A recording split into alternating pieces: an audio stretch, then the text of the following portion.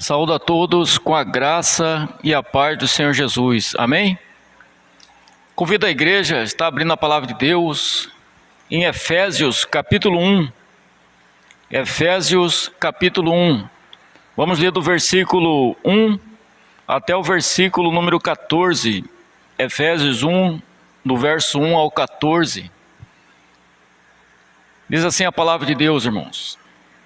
Paulo, apóstolo de Cristo Jesus, por vontade de Deus, aos santos que vivem em Éfeso e fiéis em Cristo Jesus, graça a vós outros e paz da parte de Deus, nosso Pai, e de nosso Senhor Jesus Cristo. Bendito Deus e Pai de nosso Senhor Jesus Cristo, que nos tem abençoado com toda sorte de bênção espiritual nas regiões celestiais em Cristo, assim como nos escolheu nele antes da fundação do mundo, para sermos santos e irrepreensíveis perante ele em amor, nos predestinou para ele, para a adoção de filhos, por meio de Jesus Cristo, segundo o beneplácito de sua vontade, para louvor da glória de sua graça, que ele nos concedeu gratuitamente no amado, no qual temos a redenção pelo seu sangue, a remissão dos pecados, segundo a riqueza da sua graça, que Deus derramou abundantemente sobre nós em toda sabedoria e prudência, desvendando-nos o mistério da sua vontade, segundo o beneplácito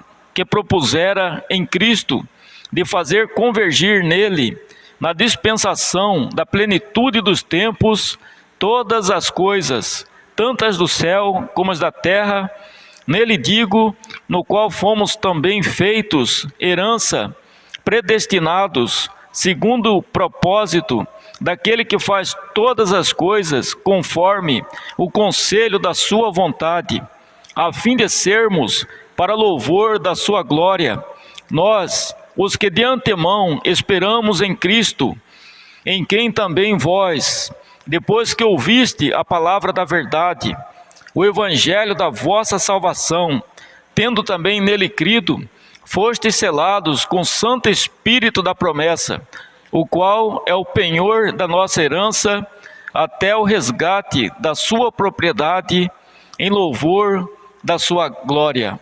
Vamos orar, irmãos, pedir que Deus fale ao nosso coração. Senhor nosso Deus, em nome de Jesus, Pai, nós louvamos, nós adoramos ao Senhor, Pai, nosso Criador, nosso Deus. Pai, agora que vamos compartilhar, Pai, da Tua Palavra, que Teu Santo Espírito, Pai, ilumine o coração, a mente dos nossos ouvintes, da Tua igreja, fala ao coração do Teu povo, Pai, edifica a fé da Tua igreja na Tua Palavra.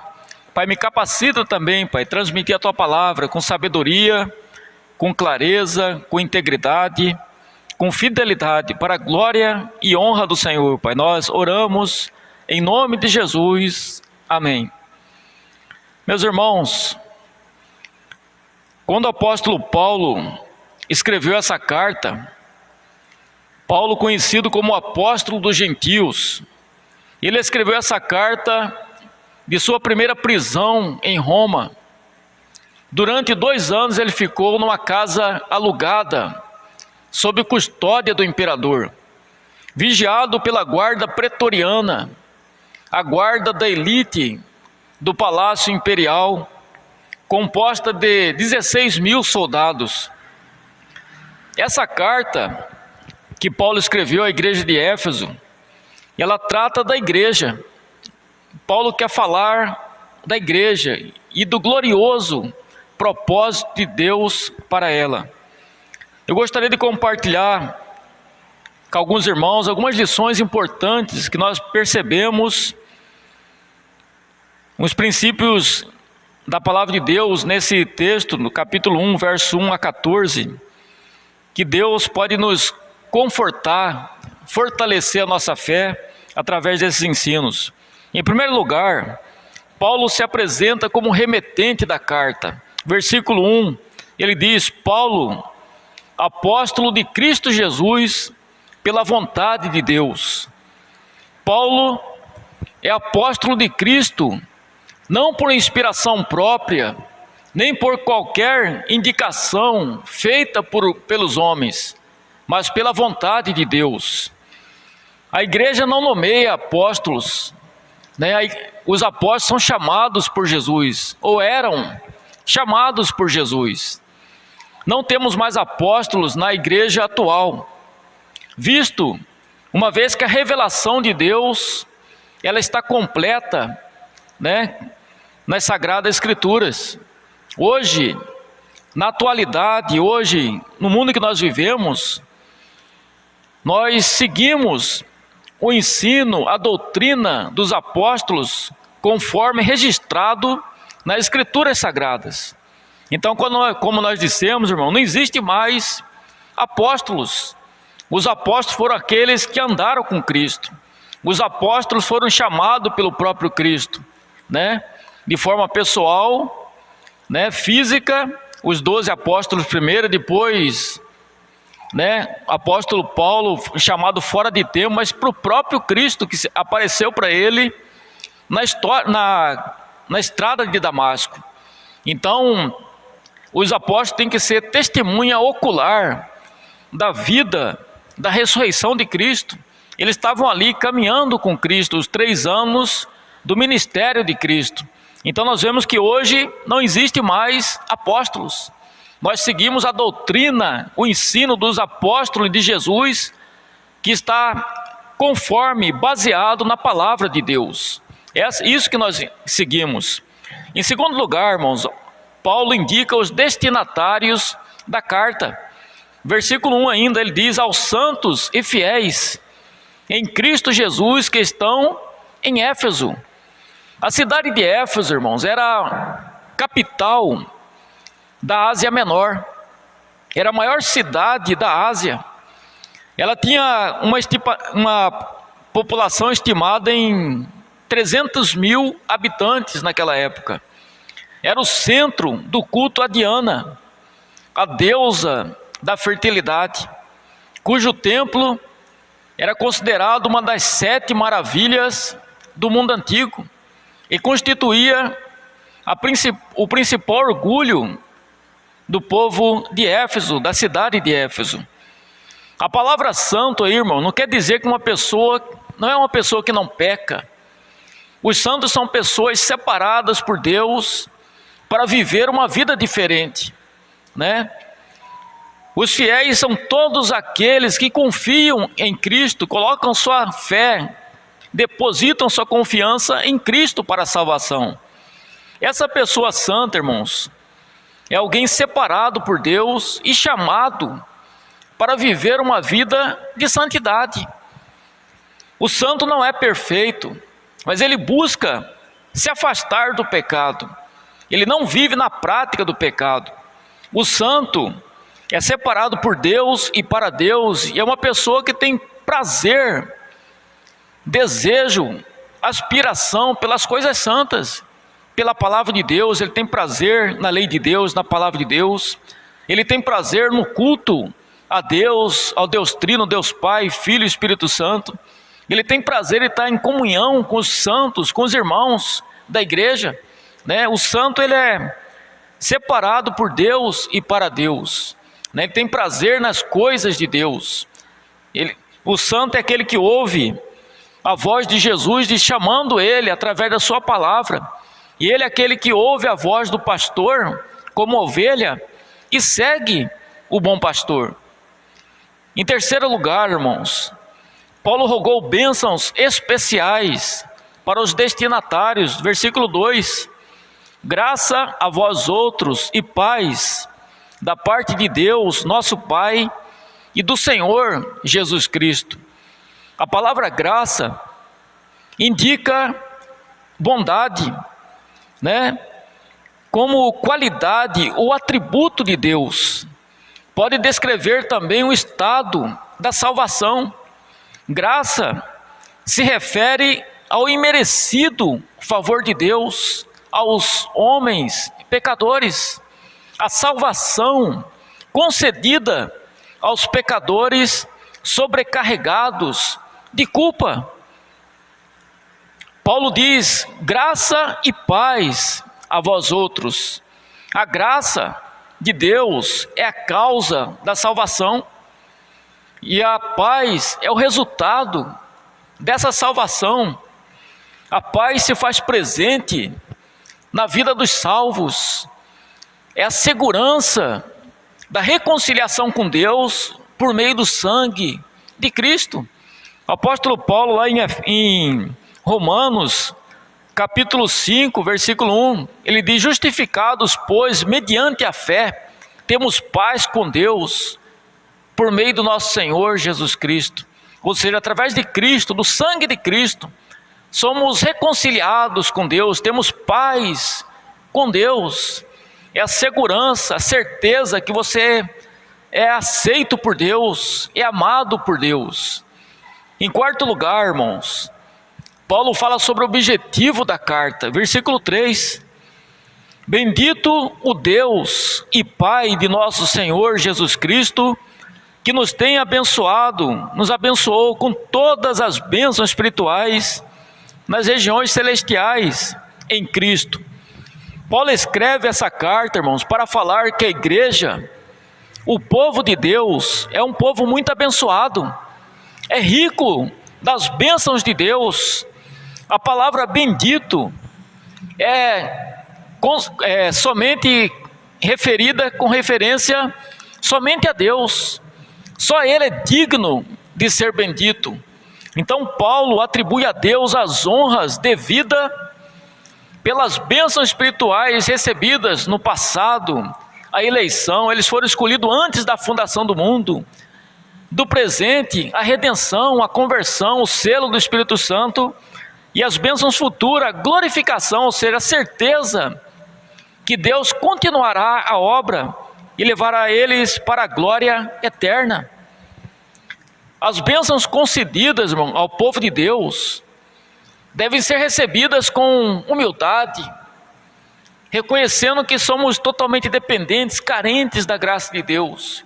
Com gratidão a Deus, deve gerar uma gratidão no nosso coração, e com entusiasmo, com alegria, tem que gerar essa humildade, gratidão e entusiasmo. A fonte de todas as nossas bênçãos é o Deus Pai, que nos torna ricos, que nos faz ricos em Cristo Jesus. E todas as bênçãos que recebemos, irmão, do Pai, do Deus Pai, são em Cristo e através de Cristo, né? Versículo 3 ainda, irmãos, ele diz: assim como nos escolheu nele, assim como nos escolheu nele, Deus nos escolheu. A eleição é um ato da livre e soberana graça de Deus sobre a sua igreja, sobre o seu povo. Deus nos escolheu não por causa de nossos méritos, porque somos bonzinhos, fomos espertos, não. Mas apesar de nossos deméritos, apesar das nossas falhas, apesar dos nossos pecados, apesar das nossas mazelas, Deus nos escolheu. Um ato livre e soberano de Deus. A eleição divina, irmãos, ela é incondicional. Ou seja, Deus, Ele olha para o pecador e não vê nenhuma condição para eles serem escolhidos. Mas pela sua misericórdia, Deus, pela sua beneplácito, da sua vontade, Ele nos escolheu. A eleição divina, irmãos, foi feita antes da fundação do mundo. Antes que houvesse céu e terra, Deus já tinha escolhido o seu povo. Em Romanos, capítulo 9, versículo 11, Paulo escreve lá: e ainda não eram gêmeos nascidos, nem tinham praticado o bem e o mal, para que o propósito de Deus quanto à eleição prevalecesse, não por obras, mas por aquele que chama. E no versículo 16 ele diz ainda: assim, pois, não depende de quem quer ou de quem corre, mas de usar Deus a sua misericórdia. Ali o texto de Romanos, capítulo 9, Paulo estava falando sobre os irmãos gêmeos, Esaú e Jacó. Jacó era o pior deles, era o enganador, usurpador. né? Enganou seu pai, o seu irmão, roubou as bênçãos, né? E Deus escolheu Jacó, Deus transformou Jacó. Jacó era o escolhido de Deus. Deus amou Jacó e se aborreceu de Esaú. Deus tem misericórdia de quem quer. Qual o propósito da eleição, irmãos? Qual é o propósito da eleição de Deus na vida do seu povo? Para sermos santos e irrepreensíveis, versículo 4. A santidade é o propósito da eleição.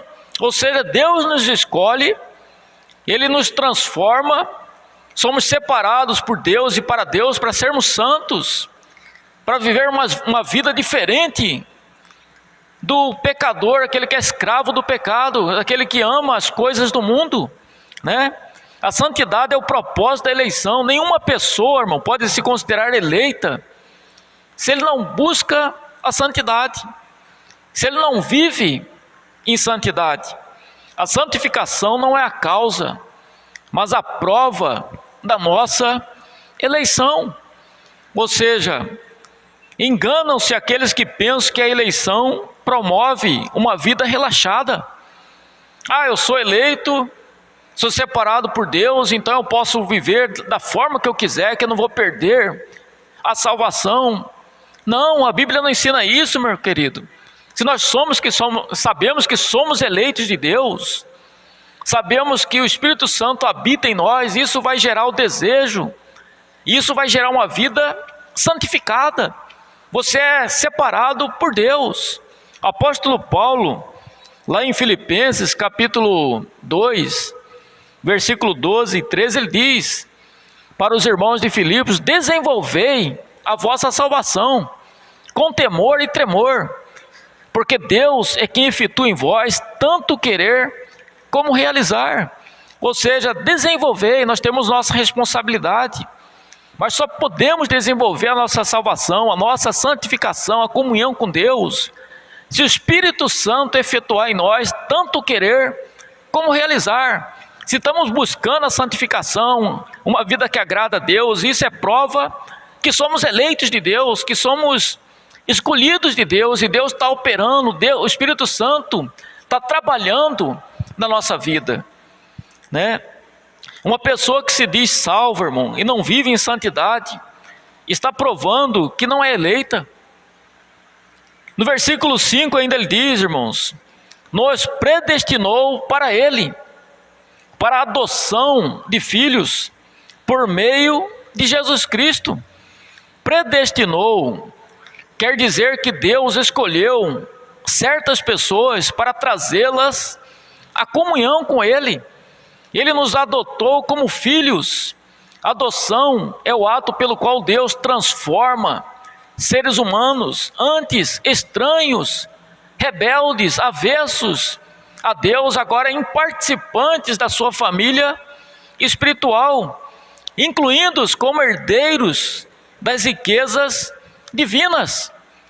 Essa adoção ocorre quando recebemos a Jesus como Senhor e Salvador da nossa vida. Quando Deus nos adota na sua família, irmão, Ele nos outorga o seu Santo Espírito, somos selados com o Espírito Santo. E essa adoção é por meio de Jesus Cristo, é pelos méritos da expiação de Cristo, irmãos, que os eleitos recebem um novo status. Agora são filhos de Deus. Todas as bênçãos que recebemos do Pai, irmãos, nós recebemos-las em Cristo Jesus. Algumas lições importantes ainda, irmão, nesse texto. No versículo 7, parte A, Jesus diz que Jesus nos redimiu. Nele temos a redenção pelo seu sangue. Nele, em Cristo, temos a redenção. Redimir era usado, irmão, para restituir, para o resgate do homem, feito escravo ou prisioneiro de guerra. Aplica-se também a libertação do homem da pena de morte por causa de algum crime, merecida por algum crime. A palavra redimir, irmãos, quer dizer comprar e deixar livre. Comprar e deixar livre mediante o pagamento de um preço. Foi isso que Cristo fez por nós. A nossa redenção é por meio do sangue de Cristo. A nossa redenção foi pago com alto preço, o sangue de Cristo. Cristo morreu por nós. Cristo deu a vida por nós. Fomos redimidos através do sangue de Cristo. Ele morreu por nós, para que Deus pudesse perdoar os nossos pecados. A Bíblia diz lá em Romanos 6, 23, porque o salário do pecado é a morte. Ou seja, nós merecíamos a morte, a condenação eterna. Mas Cristo pagou o preço, mas o dom gratuito de Deus é a vida eterna em Cristo Jesus. É um dom gratuito. Jesus nos comprou com seu sangue, com sua vida. Ele morreu em nosso lugar. Ele comprou-nos para o Senhor. Ele nos escolheu através do seu sangue. Jesus nos perdoou. Versículo 7b. A remissão dos pecados, segundo a riqueza da sua graça. O verbo perdoar quer dizer levar embora. Cristo morreu para levar embora os nossos pecados, a fim de que nunca mais sejam vistos. O nosso perdão, irmãos, é baseado no sacrifício expiatório de Cristo. O nosso perdão é baseado no sacrifício expiatório de Cristo. É o sacrifício de Cristo que nos salva. É o sacrifício de Cristo que traz perdão, restauração, a remissão dos nossos pecados. Ele morreu para remover a culpa do nosso pecado. Nenhuma condenação há para os que estão em Cristo Jesus. Nenhuma condenação há. Cristo já rasgou o escrito de dívida que era contra nós. Ele pagou o preço. Ele rasgou a dívida que era contra nós. A condenação. Ou seja, Cristo nos comprou para a glória eterna, para a vida eterna. Ele pagou o alto preço com seu sangue derramado lá na cruz do Calvário. Cristo Jesus ainda nos revelou a vontade de Deus, versículo 8 a 10. Deus não apenas recebe, irmão, e perdoa aqueles que Ele reconciliou consigo mesmo como filhos. Ele também os ilumina com a compreensão do seu propósito, da sua vontade, é revelada aos seus escolhidos. Sua graça é derramada sobre nós em toda a sabedoria e prudência. A palavra sabedoria, Sofia, é o conhecimento que olha para o coração das coisas e as vê como realmente elas são. A palavra prudência é a compreensão que leva a agir corretamente. Ou seja, os homens escolhidos por Deus, o povo de Deus, as mulheres escolhidas por Deus, o seu povo, tem essa sabedoria e prudência, porque Deus revela o mistério da sua vontade, através da sua palavra, da Bíblia. No versículo 10 ainda, irmãos, ele diz de fazer convergir nele, na dispensação da plenitude dos tempos, todas as coisas, tantas do céu como as da terra. No tempo presente, irmãos, ainda há sofrimento, há angústia, discórdia no mundo, mas na plenitude do tempo tudo cessará, e aquela unidade, harmonia virá com o domínio de Cristo. A paz, o príncipe da paz, vai trazer a paz ao mundo, ao seu povo. Versículo 11 e 12 ele diz: Jesus nos fez herança. Jesus nos fez herança. Nele também fomos feitos herança, predestinados conforme o propósito daquele que faz todas as coisas, conforme o conselho da sua vontade. Em Cristo somos herdeiros de Deus. Em Cristo recebemos a redenção. o perdão dos pecados, a iluminação do Espírito Santo. Herdeiros são aqueles que, sem contar com méritos pessoais, recebem o direito a todas as bênçãos relacionadas à salvação em Cristo Jesus. Predestinados segundo o propósito de Deus. O que determina, irmãos, o nosso destino eterno não é nem a sorte e nem nosso mérito. Não depende de quem quer ou de quem corre, mas de usar Deus a sua misericórdia. É a vontade de Deus que determina a salvação dos eleitos. É a vontade de Deus, soberana de Deus, que determina o destino eterno dos homens. É a vontade de Deus que determina se aquele homem vai para o céu ou não. Deus dirige todos os eventos da história, sejam grandes e pequenos, no céu, na terra, no inferno, no passado, no presente e no futuro. Tudo tem relação com Deus, tudo tem relação com os crentes, com os descrentes, com os anjos, com os demônios. Tudo Deus está no controle, conduzindo toda a história. Nenhuma folha pode cair sem a permissão de Deus. Nada pode pegar Deus de surpresa. É Deus quem opera em todas as coisas, irmãos. Deus conduz tudo o que acontece, de forma direta ou indireta. Ou seja, Deus conduz a história. Ele é o dono da história. Nada acontece por acaso, não existe acaso, né? Então tudo que acontece na nossa vida, irmãos, Deus tem um propósito. Às vezes é vontade, as más escolhas nossas, as más escolhas das pessoas, isso Deus permite o homem, né, fazer suas más escolhas. Mas é Deus, Ele está no controle de todas das coisas. Ele está conduzindo a sua igreja para a glória eterna.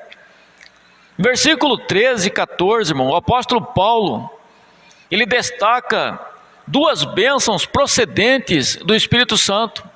Em primeiro lugar, ele diz que nós temos o selo do Espírito Santo, versículo 13. Nele também vós, depois que ouviste a palavra da verdade, o evangelho da vossa salvação, tendo também nele crido, fostes selados com o Santo Espírito da promessa. Somos selados com o Espírito Santo, batizados com o Espírito Santo. Paulo mostra como acontece, como ocorre o processo da salvação na vida dos eleitos. Ele mostra como o pecador torna-se santo. Ele mostra como ele torna-se santo. Ele ouve o evangelho da salvação. Ele ouve sobre a obra expiatória de Cristo. Ele ouve como Cristo morreu por ele lá na cruz do Calvário para perdoar os seus pecados. O pecador crê, confia na obra de Cristo e ele é selado com o Espírito Santo. O selo é a certificação de Deus como aquele crente, como propriedade. É a certificação de Deus como propriedade e a proteção de Deus sobre aquela pessoa. Deus pôs o seu selo em nós, porque nos comprou, a fim de sermos marcados como sua propriedade exclusiva. O dono do gado, dos escravos, eles marcavam com selo os seus escravos, o seu gado. Deus, Ele pôs o seu Espírito no interior do seu povo, a fim de marcá-los como propriedade exclusiva. Assim, todo crente verdadeiro, todo cristão verdadeiro, ele pertence a Deus. Ele é a propriedade exclusiva de Deus. Ele é selado com o Espírito Santo. Ele tem a proteção de Deus. O Espírito Santo jamais nos deixará. Versículo 14, Paulo termina esse parágrafo dizendo: qual é o penhor da nossa herança? O Espírito Santo, até o resgate da sua propriedade, em louvor da sua glória. O Espírito Santo nos foi dado como garantia. A palavra garantia significa a primeira parcela de um pagamento, a garantia de que o pagamento integral será efetuado. O Espírito Santo é o primeiro pagamento que garante aos filhos de Deus que Ele terminará a sua obra em nós, levando-nos para a glória eterna. Romanos capítulo 8 ali, Paulo fala que o Espírito de Deus testifica com o meu espírito que eu sou filho de Deus, que Ele já começou a boa obra. O apóstolo Paulo diz lá: estou plenamente certo de que aquele que começou a boa obra em nós há de completá-la até o dia de Cristo Jesus. Então, irmãos, o que nós precisamos é ter essa convicção da presença de Deus em nossa vida, né? Que Ele está nos conduzindo para a glória eterna. Nós somos escolhidos por Deus, irmãos, para sermos predestinados, para sermos santos. Nós somos separados por Deus, não somos perfeitos aqui na terra, mas somos separados por Deus para buscar a santidade, né? Deus nos escolheu, né, para louvor da sua glória, né? Deus nos redimiu através do sangue de Cristo. Ele nos perdoa os nossos pecados e nos dá a redenção, né? E isso é pela graça. Deus nos escolheu não porque nós somos merecedores, mas porque Ele nos escolheu. Ele teve misericórdia, Ele resolveu nos amar, né? Então nós somos selados com o Espírito Santo, que nos capacita. Outro Consolador, o Paracletos, habita em nós e estará em nós para sempre. Isso que é mais importante, que o crente tenha essa convicção, certeza, né, para nós enfrentarmos nossas dificuldades aqui na terra, nossas lutas, saber que Deus nos ama de forma incondicional, que nos escolheu antes da fundação do mundo, que não é nossas obras que nos salvam, mas as obras de Cristo que nos garante a salvação, que nos garante a vida eterna. Isso traz paz, consolo, né? Então o cristão, ele tem que ter essa paz de Deus no seu coração, essa convicção que ele é amado de forma incondicional por Deus. Que Deus nos abençoe, meu amado, ao seu coração. Amém? Deus abençoe, um abraço, fica na paz.